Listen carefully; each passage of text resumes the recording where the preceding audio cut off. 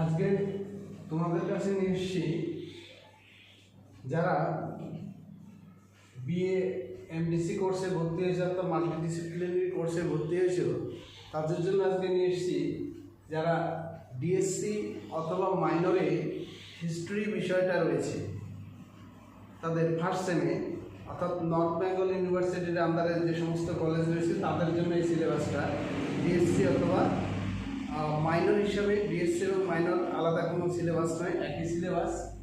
সেই সিলেবাসটা তোমাদের আজকে আলোচনা করছি। যে প্রথম আছে কি, এই সিলেবাসটা পড়তে হচ্ছে history of India from earliest Times up to 300 সিই, অর্থাৎ সেই প্রাচীন কাল থেকে 300 শতাব্দী অর্থাৎ 300 খ্রিস্টপূর্বাব্দ পর্যন্ত যে ভারতের ইতিহাসটা রয়েছে সেটাকে তোমাদেরকে পড়তে হবে। এই জন্য বলছি history of India from earliest Times up to 300 সিই। এর প্রথম যে চ্যাপ্টারটা তোমাদেরকে পড়তে হচ্ছে সেটা হলো 1 নম্বরে বলছি সোর্সেস অফ ইন্ডিয়ান হিস্ট্রি, অর্থাৎ ভারতের ইতিহাসের যে বিভিন্ন উৎস বা উপাদানগুলো রয়েছে সেই সম্পর্কে তোমাদেরকে পড়তে হচ্ছে। 2 নম্বর চ্যাপ্টারটা তোমাদেরকে পড়তে হবে paleolithic, mesolithic and neolithic culture, অর্থাৎ প্রাচীন প্রস্তর যুগ, মধ্যপ্রস্তর যুগ এবং নব্যপ্রস্তর যুগ সম্পর্কে পড়তে হবে। এই প্রাচীন প্রস্তর যুগ, মধ্যপ্রস্তর যুগ বা নব্যপ্রস্তর যুগের আবার কি কি পড়তে হবে সেটাও বলে দেওয়া আছে। সাইটস, অর্থাৎ এদের প্রত্নতত্ত্ব কেন্দ্রগুলো কোথায় ছিল। টুল টেকনোলজি, কি ধরনের হাতিয়ার তারা ব্যবহার করতো, অর্থাৎ প্রাচীনকালে কি ধরনের হাতিয়ার ব্যবহার করতো, মধ্যপ্রস্তর যুগে তাদের কীরকম হাতিয়ার ছিল এবং নব্যপ্রস্তর যুগে তাদের হাতিয়ারগুলো কীরকম ছিল সেগুলো জানতে হবে।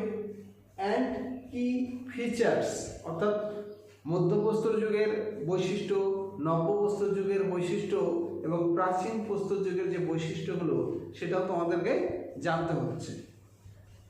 3 নম্বর অধ্যায়ে আছে তোমাদের হরপ্পান সিভিলাইজেশন, অর্থাৎ হরপ্পা সভ্যতা। সেই হরপ্পান সিভিলাইজেশনের মধ্যে তোমাদেরকে পড়তে হচ্ছে, দেখো এখানে আছে অরিজিন, এর উৎপত্তি কোথা থেকে, এক্সটেন্ট, এর বিস্তার, টাউন প্ল্যানিং, অর্থাৎ নগর পরিকল্পনা কেমন ছিল, হরপ্পা সভ্যতার নগর পরিকল্পনা কেমন ছিল সেগুলো জানতে হবে। অ্যান্ড ডিক্লাইন, অর্থাৎ এর পতনের কারণটা কি কি কারণে হরপ্পা সভ্যতা ধ্বংস হয়ে গিয়েছিল। এই ছিল 3য় অধ্যায়। এবারে আমরা 4th চ্যাপ্টারে যদি যাই, 4th চ্যাপ্টারে তোমাদের লেখা আছে, দেখো দ্য বেদিক এজ, অর্থাৎ ঋগ বৈদিক যুগের সভ্যতা। এই ঋগ বৈদিক যুগের থেকে পড়তে হবে পলিটিক্স, সোসাইটি, ইকোনমি, রিলিজিয়ন, অর্থাৎ পড়তে হচ্ছে তোমাদের রাজনৈতিক জীবন, সোসাইটি সামাজিক জীবন, ইকোনমি অর্থনৈতিক জীবন, রিলিজিয়ন অর্থাৎ তাদের ধর্মীয় বিশ্বাস, অর্থাৎ ধর্মীয় জীবনযাত্রা কেমন ছিল ঋগ বৈদিক যুগের সেই বিষয়গুলো জানতে হবে। তাহলে বৈদিক যুগের অথবা ঋগ বৈদিক যুগ যাই বলো, দ্য বেদিক এজ বা বৈদিক পিরিয়ড অথবা ঋগ বৈদিক যুগ একই। সেই এখান থেকে পড়তে হবে বৈদিক যুগের, অর্থাৎ বৈদিক যুগের যারা ছিল বৈদিক সভ্যতার মানুষেরা, তাদের পড়তে হচ্ছে পোলাইটি, অর্থাৎ রাজনৈতিক জীবন, সোসাইটি সামাজিক জীবন, ইকোনমি অর্থনৈতিক জীবন এবং রিলিজিয়ন তাদের ধর্মীয় বিশ্বাস। এবার 5th চ্যাপ্টার মহাজনপদস টু এম্পায়ার, অর্থাৎ মহাজনপদ থেকে কি করে সাম্রাজ্যবাদের উত্থান ঘটলো সেগুলো করতে হবে। তার মধ্যে আছে territorial states and rise of Magadha, অর্থাৎ বিভিন্ন আঞ্চলিক রাজ্যের উৎপত্তি লাভ এবং কি করে মগধ একটা শক্তিশালী সাম্রাজ্যে পরিণত হয় সেগুলো তোমরা পড়তে হবে। যার মধ্যে পড়েছিলে ষোড়শ মহাজনপদ, বিভিন্ন আঞ্চলিক রাজ্যে ষোড়শ মহাজন অর্থাৎ 16টা রাজ্য ছিল, সেগুলো জানতে হবে। তার মধ্যে সবচেয়ে শক্তিশালী ছিল মগধ এবং এই মগধের কী করে উত্থান ঘটলো বা মগধের উত্থানের কারণ কি সেটাও তোমাদেরকে জানতে হবে। এই জন্য সিলেবাসে আছে তোমাদের territorial states and the rise of Magadha. 6 নম্বর বলা আছে জৈনিজম অ্যান্ড বুদ্ধিজম, অর্থাৎ জৈন ধর্ম এবং বৌদ্ধ ধর্মের উত্থান বা জৈন ধর্ম বৌদ্ধ ধর্ম সম্পর্কে বিস্তারিত করতে হচ্ছে। তার সঙ্গে আছে আলেকজান্ডার্স ইনভেনশন অ্যান্ড ইটস ইম্প্যাক্ট, অর্থাৎ আলেকজান্ডারের ভারত আক্রমণ এবং আলেকজান্ডারের ভারত আক্রমণের গুরুত্ব বা ফলাফল তোমাদেরকে পড়তে হচ্ছে। 7 চ্যাপ্টারে পড়তে হচ্ছে মৌরিয়ান এম্পায়ার অর্থাৎ মৌর্য সাম্রাজ্য। মৌর্য সাম্রাজ্য থেকে কি করতে হবে? অ্যাডমিনিস্ট্রেশন অর্থাৎ প্রশাসনিক ব্যবস্থা কেমন ছিল, ইকোনমি অর্থনৈতিক জীবন, এবং অশোকাস ধর্ম এবং অশোকের ধর্ম সম্পর্কেও তোমাদেরকে জানতে হবে। তাহলে কী কী বললে? অ্যাডমিনিস্ট্রেশন অর্থাৎ প্রশাসন ব্যবস্থা, ইকোনমি অর্থনৈতিক জীবন, অ্যান্ড অশোকাস ধর্ম অর্থাৎ অশোকের ধর্মমত বা অশোকের ধর্মনীতি সম্পর্কে বিস্তারিত আলোচনা। চ্যাপ্টার নাম্বার 8 দ্য সাতবাহনস অ্যান্ড কুষাণাস অর্থাৎ সাতবাহন বংশ এবং কুষাণ বংশ সম্পর্কে তোমাদেরকে পড়তে হচ্ছে। Chapter number 9 the Sangam S অর্থাৎ সঙ্গম বংশ অথবা সঙ্গম এস অর্থাৎ এই সঙ্গম এস থেকে যে চ্যাপ্টারটা আছে এখানে তোমাদের পড়তে হচ্ছে সঙ্গম লিটারেচার অ্যান্ড সোসাইটি অর্থাৎ সঙ্গম সাহিত্য এবং সমাজ সম্পর্কে তোমাদেরকে পড়তে হবে।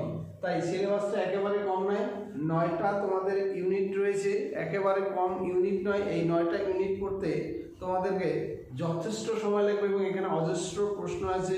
3-এর প্রশ্ন হবে, 6-এর প্রশ্ন হবে এবং 12 মার্কসের প্রশ্ন হবে। তাই সিলেবাসটা যথেষ্ট বড়, তোমরা পুরোপুরি পড়া শুরু করে দাও, খুব সময় কম। আর পুরোপুরিভাবে যদি তোমরা ঠিকঠাক প্রস্তুতি না নিতে পারো তাহলে কিন্তু রেজাল্ট বা ফলাফল তোমাদের মোটেই ভালো আসবে না, কারণ এটা কিন্তু 11-12-এর মতো সিলেবাস না যে এমসিকিউ টাইপ কোনো ধরনের প্রশ্ন এখানে হবে না।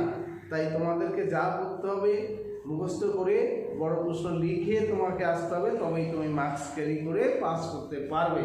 এই সিলেবাসটা মনে রাখবে, এটা ডিএসসি অথবা মাইনর, আলাদা কোনো কিছুই নয়। ডিএসসি সিলেবাস এবং মাইনরে যাদের হিস্ট্রি রয়েছে অথবা ডিএসসি যাদের হিস্ট্রি রয়েছে সেম সিলেবাস, একই সিলেবাস, আলাদা কোনো সিলেবাস নয়। তাই এগুলো তোমাদের কী করে এই চ্যাপ্টারগুলো ধরে ধরে পড়া শুরু করো। আর এই চ্যাপ্টারগুলো যদি ভালো মতো না পড়ো তাহলে কিন্তু তোমাদের মানে যদি নির্দিষ্ট কোনো একটা বই ধরে অর্থাৎ শিওর সাকসেস বাজারে যে অনেক ধরনের বই পাওয়া যায় সেগুলো বই পড়ে কিন্তু পাস করা কোনো মতেই সম্ভব নয়। তাই কোয়ালিটিপূর্ণ যদি নোটস না পড়ো তাহলে সেক্ষেত্রে কিন্তু মার্কস ক্যারি করা সম্ভব নয়। তাই এই চ্যাপ্টারগুলো এই 1 থেকে 9টা চ্যাপ্টার পর্যন্ত আছে, তাই তোমরা ভালো করে পড়ে নেবে। আবারও বলে দিচ্ছি তোমাদের সিলেবাসটা কি আছে।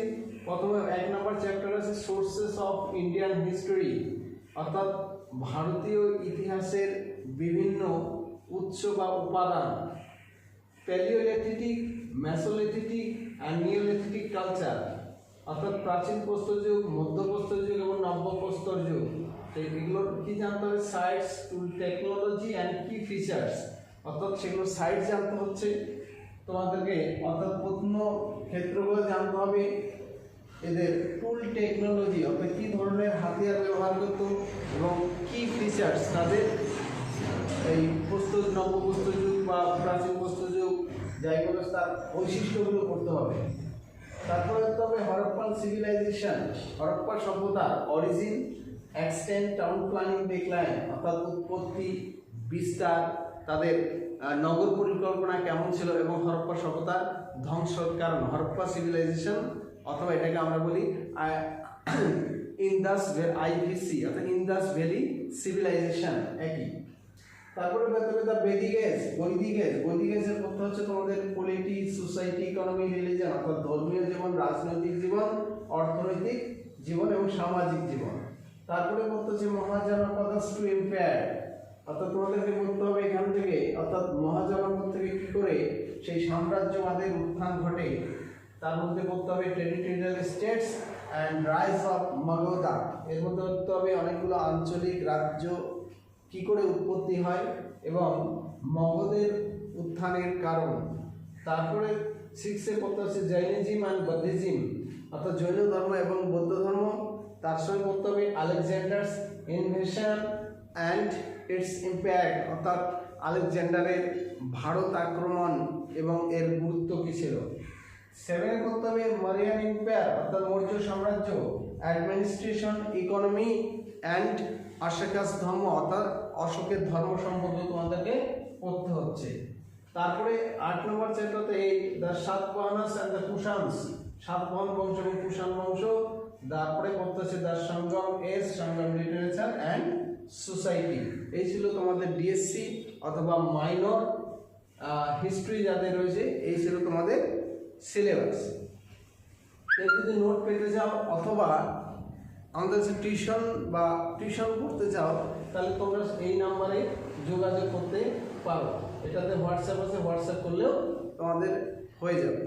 তা এই ছিল তোমাদের আজকের এই ডিএসসি অথবা মাইনর সিলেবাস। এরপরের দিন তোমাদের ডিএসসি অথবা মাইনর পলিটিক্যাল যে সিলেবাসটা আছে সেটা আমি আগামী দিন দিয়ে দেবো।